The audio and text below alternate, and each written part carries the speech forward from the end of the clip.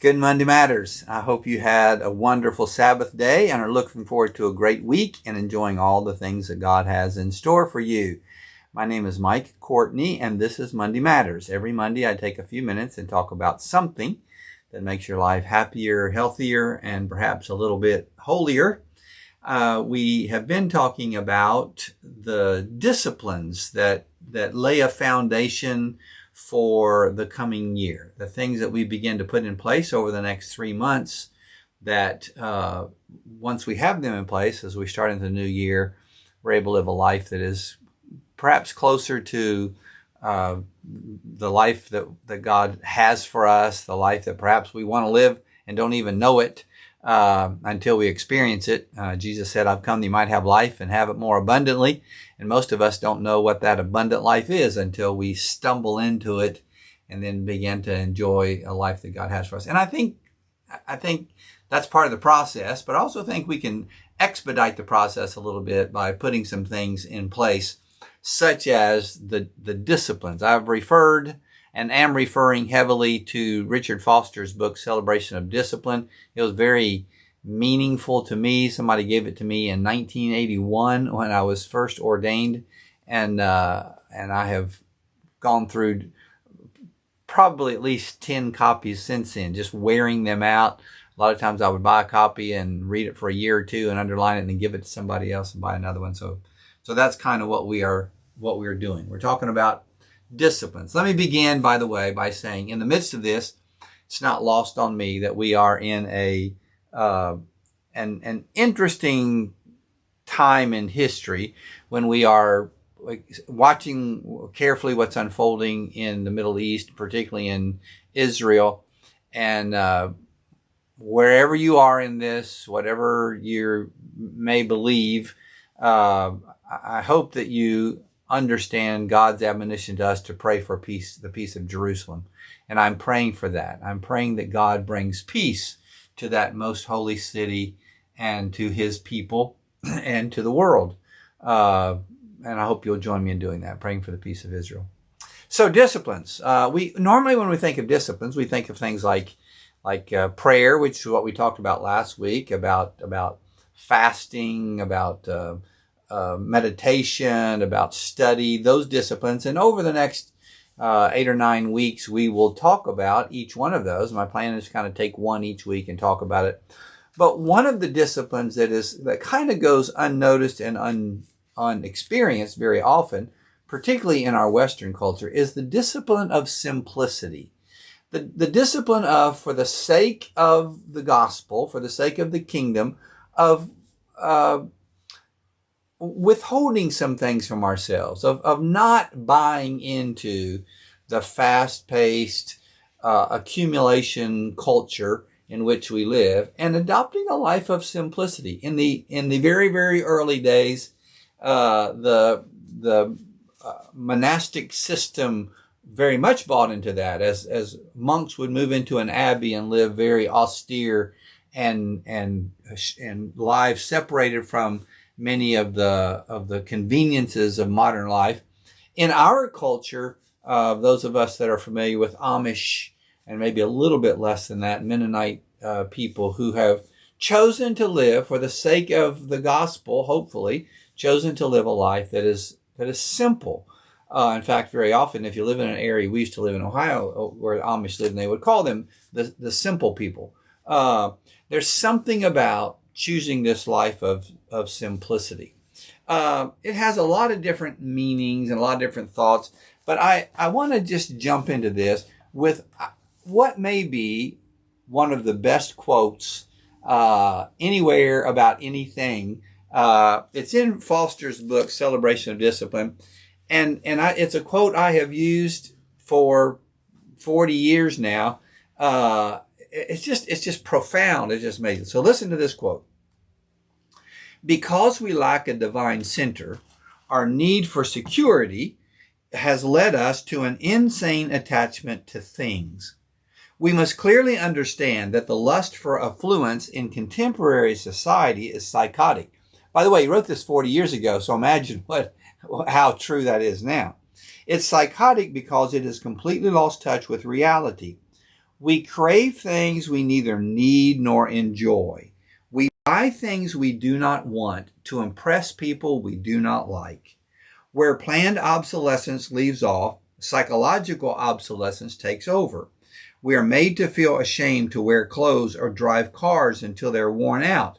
The mass media has convinced us that to be out of step with fashion is to be out of step with reality. It's time we awaken to the fact that conformity to a sick society is to be sick. Until we see how unbalanced our culture has become at this point, we'll not be able to deal with the mammon spirit within ourselves, nor will we desire Christian simplicity. Wow. Isn't that a powerful, powerful statement? We buy things we do not need to impress people we do not like. Where planned obsolescence leaves off, psychological obsolescence steps in. The culture has convinced us that to drive a car that's not shiny and spick and span, or to wear clothes that are not the most modern, that there's something wrong with us. And there's nothing wrong with that, but it gets in the way of us being the people of God that I think He wants us to be, and I think that we want to be. So I jotted down these 3 things. Stuff distracts. If nothing else, we just lose our focus. We just get caught up in the stuff of life, and we get distracted from what really matters. Stuff distracts us from really living for the kingdom because we're too busy accumulating or caring for or replacing stuff in our life.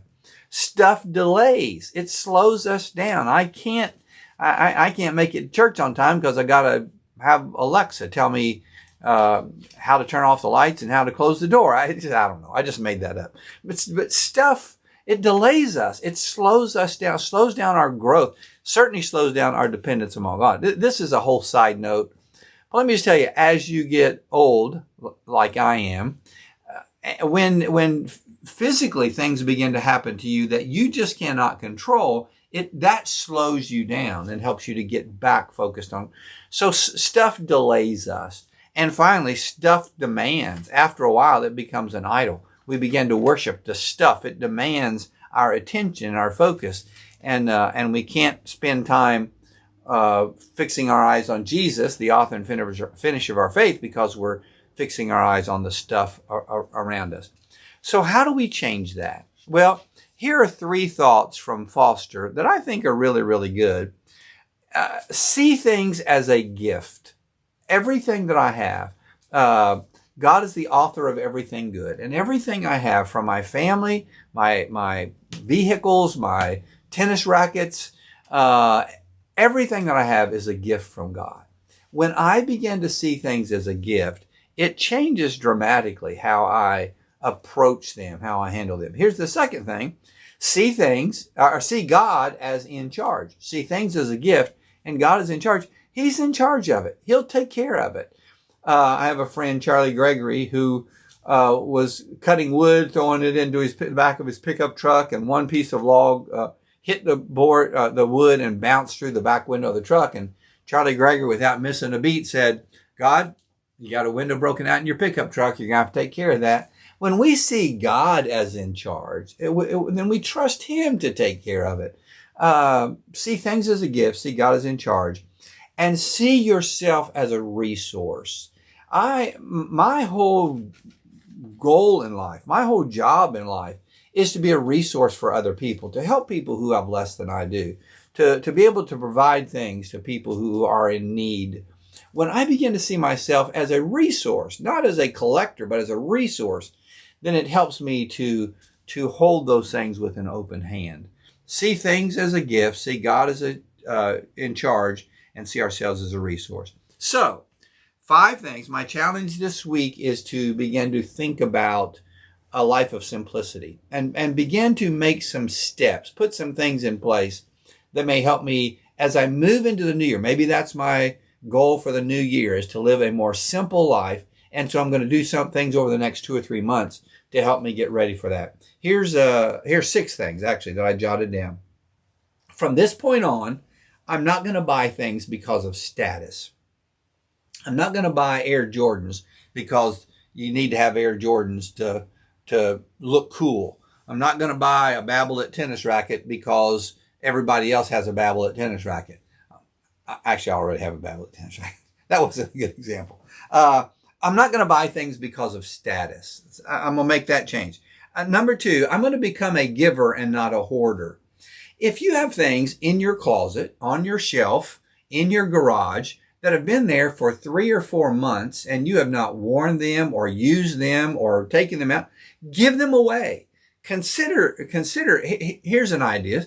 Take a box, go through your closet, and fill the box with clothes that you have not worn in the last 3 months.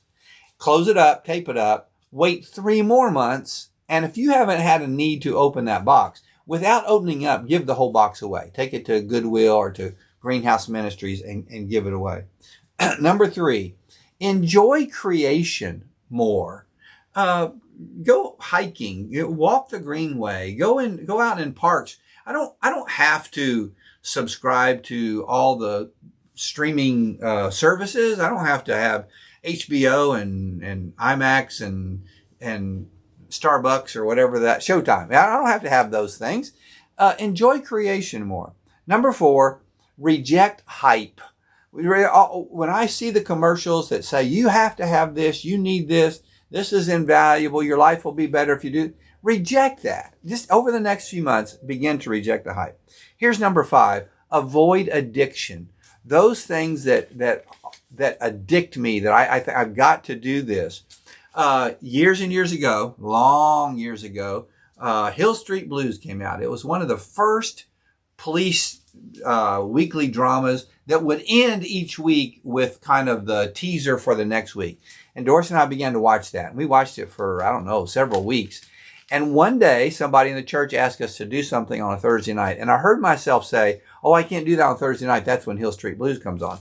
And I said, I'm done. I've never watched it since then. I'm sure it's long gone. I've never watched it since then because I'm going to avoid those things that create addiction in me. And then number 6, seek God first. So from now to the end of the year, I encourage you to do these 6 things to begin to develop this life of simplicity.